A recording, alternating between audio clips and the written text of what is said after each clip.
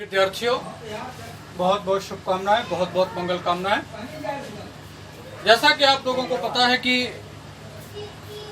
Lockdown के चलते इस संस्कृत महाविद्यालय औरिया में हिंदी की कक्षाएं और सभी विषयों की कक्षाएं ऑनलाइन संचालित हैं। मैं संस्कृत महाविद्यालय औरिया से डॉक्टर गोविंद द्विवेदी। विगत कक्षाओं में मैंने काव्य सौंदर्य के तत्वों के अंतर्गत रस की पूर्व पीठिका, उसकी भूमिका के संदर्भ में आपसे चर्चा की थी। रस बड़ा महत्वपूर्ण प्रकरण है। आज रस के विभिन्न भेदों के संदर्भ में चर्चा करूंगा। विगत दिवस रस की भूमिका, रस के प्रकार और तमाम संदर्भों में चर्चा की थी। रस निश्चित रूप से बहुत महत्वपूर्ण बिंदु है, बहुत महत्वपूर्ण विषय है। साहित्य के विद्यार्थियों के लिए प्रतियोगी परीक्षाएं हों अथवा पारंपरिक परीक्षाएं हों, दोनों तरह के विद्यार्थियों के लिए बड़ा महत्वपूर्ण है। आज हमें बात करनी है श्रृंगार रस की। श्रृंगार को रस राज कहा जाता है। आप लोगों को पता है, जो शुद्धि विद्यार्थी हैं वो सब जानते हैं कि जो रस है, जो श्रृंगार रस है, सभी रसों का उदय, सभी रसों का जन्म श्रृंगार से होता है, इसलिए उसे रसराज कहा गया। जिस तरह से सभी रसों का जन्म श्रृंगार से होता है, उसी तरह से सभी रसों का पर्यवसान शांत में होता है। हम दूसरे शब्दों में ऐसा कह सकते हैं कि जिस तरह से नदियां हिमालय से निकलती हैं और महासागर की विशाल बाहुओं में समाहित होती हैं, उसी तरह से सभी रस श्रृंगार से निश्चित होकर के शांत में विलय हो जाते हैं। अधिकांश आचार्यों ने, जो रसवादी आचार्य हैं या दूसरे वादों से भी संबंधित आचार्य हैं, चाहे वो अलंकारवादी हो चाहे दूसरे किसी संप्रदाय के आचार्य रहे हों, सभी ने, अधिकांश आचार्यों ने उनमें से श्रृंगार रस को रस राजत्व की संज्ञा प्रदान की। महाकवि देव के विषय में कौन नहीं जानता है। महाकवि देव इसके संबंध में एक छंद लिखते हैं और मुझे बड़ा प्रिय छंद है, वो देखिएगा कि देव सबे मन भावत संपत्ति, संपत्ति सोई जो दंपत जोरी, और दंपत दीपत प्रेम प्रतीत, प्रतीत की प्रीत स्नेह निचोरी, और प्रीत तहाँ गुण रीत विचार, विचार की बानी सुधार सुबोरी, और बानी को सार बखानो श्रृंगार, श्रृंगार को सार किशोर किशोरी। तो जो बानी को सार बखानो श्रृंगार, इसमें उसके रस राजत्व की स्थापना होती है। निश्चित रूप से जो श्रृंगार रस है, रसराज है। हम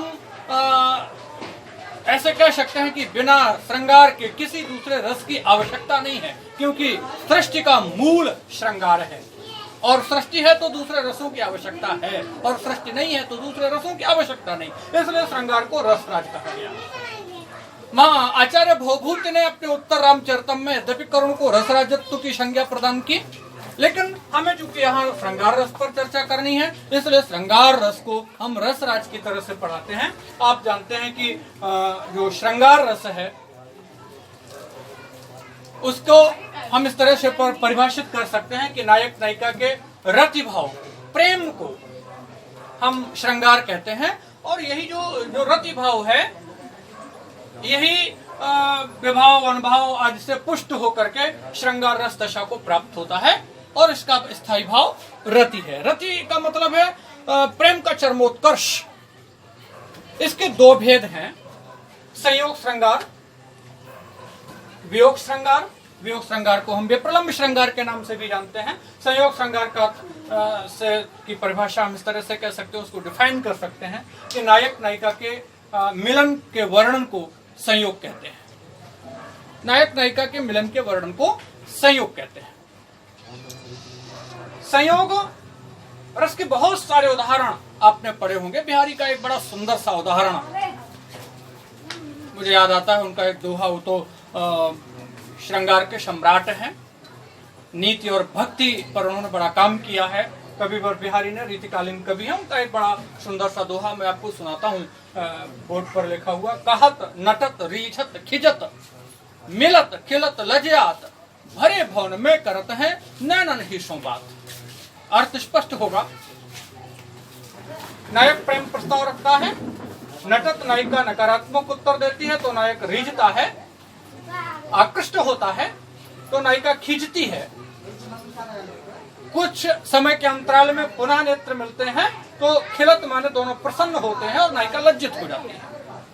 भरे भवन में करता है नैनन ही सो बात। इस तरह से रिश्तेदारों से भरे हुए घर में नायक नायिका नेत्रों के माध्यम से बातचीत कर रहे हैं।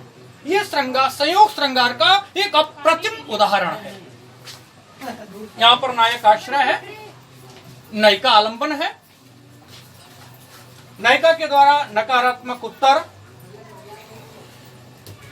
ये उद्दीपन है। इस तरह से नेत्रों का खिलना अर्थात प्रसन्न होना, नेत्रों के माध्यम से बातचीत करना आदि अनुभव है। और लज्जा, चिंता आदि इसके संचारी भाव हो सकते हैं। इस तरह से हम इसको बेहतर ढंग से समझ सकते हैं। तो श्रृंगार रस के और भी तमाम उदाहरण हैं। संयोग श्रृंगार रस के आपने देखे होंगे। वो क्या है, बिहारी का दोहा, बहुत सुंदर सा दोहा है। बतरस लालच लाल की मुरली धरी लुकाए, बतरस लालच लाल की मुरली धरी लुकाए, सौह करे भौहन हंसे, दैन कहे नट जाए।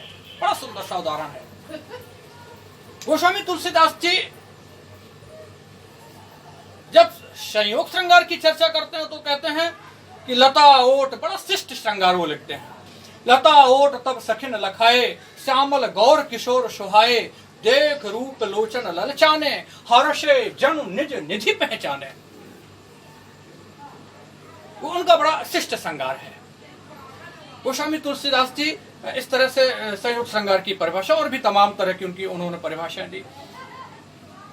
जयशंकर प्रसाद जी अपने कामायनी में क्या लिखते हैं, कौन तुम संस्कृत जल निध तीर, तरंगों में फेंकी मणि एक, कर रहे निर्जन का चुपचाप प्रभा की धारा से अभिषेक।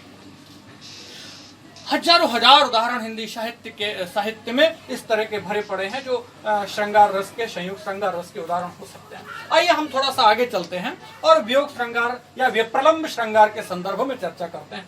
विप्रलंब श्रृंगार का तात्पर्य है नायक नायिका के विरह के वर्णन की स्थिति का वर्णन, विरह की स्थिति का वर्णन करना। जब साहित्य में नायक नायिका के विरह का वर्णन किया जाता है, मिलन के अभाव का वर्णन किया जाता है, तो वहां पर वियोग श्रृंगार, विप्रलंब श्रृंगार होता है। विप्रलंब श्रृंगार के भी शताधिक उदाहरण आप लोगों ने पढ़े होंगे। न जाने कितने उदाहरण हिंदी साहित्य में भरे पड़े हैं। मुझे याद आता है महाकवि सूरदास का ये एक पद, उसकी कुछ पंक्तियां मैं सुनाता हूँ। ऊधो मन न भय 10-20, एक हतो सो गयो शाम संग, को अवरादेश। गोपियां आश्रय है, भगवान श्री कृष्ण आलंबन है। उनका रोना, उद्धव से अपनी शिकायत करना आदि अनुभव है। चिंता, ग्लानि आदि तमाम तरह के संचारी भाव, व्यभिचारी भाव हो सकते हैं। इस तरह से और रति नामक स्थायी भाव, ये सारी चीजों से पुष्ट होकर के उक्त उदाहरण में श्रृंगार रस की अभिव्यक्ति हुई है। वियोग श्रृंगार पूरी तरह से इसमें प्रस्फुटित होता है। वियोग श्रृंगार के बहुत सारे उदाहरण आपने सुने होंगे। बिहारी ने तो संयोग और वियोग दोनों पक्षों के प्रभूत दोहे लिखे, बहुत सारे दोहे। मुझे एक अपना छंद याद आता है जो मैंने कभी लिखा वियोग श्रृंगार के संदर्भ में, सुनिएगा। सूनी सूनी भोर सांझ सांवरे तिहारे बिन, सूनी सूनी भोर सांझ सांवरे तिहारे बिन, सूनो दिन सूनी रैन कछु ना सुहात है, और सूने में सलोने की सुरतिया सुरतिया पे मोहन मुरतिया बंसुरिया बजात है, और कंतना बसंत तो अनंत दुख देत नित, जैसे कि जरे में को नोन छिड़कात है, और नेह से तरुण में लतान लिपटी सी देख, ऐरी सखी मेरो तो करे जो फटू जात है, ऐरी सखी मेरो तो करे जो फटू जात है।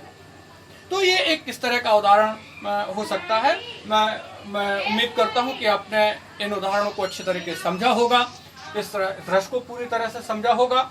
और इसी के साथ आज की कक्षा में इतना ही। अच्छे ढंग से इसका अवगाहन करिए, समझिए, और यदि कोई आपके मन में प्रश्न है तो आप हमसे पूछ सकते हैं, फोन करके पूछ सकते हैं, अपना कमेंट करके पूछ सकते हैं, और अच्छे ढंग से इसको समझ लीजिए। बहुत बहुत धन्यवाद।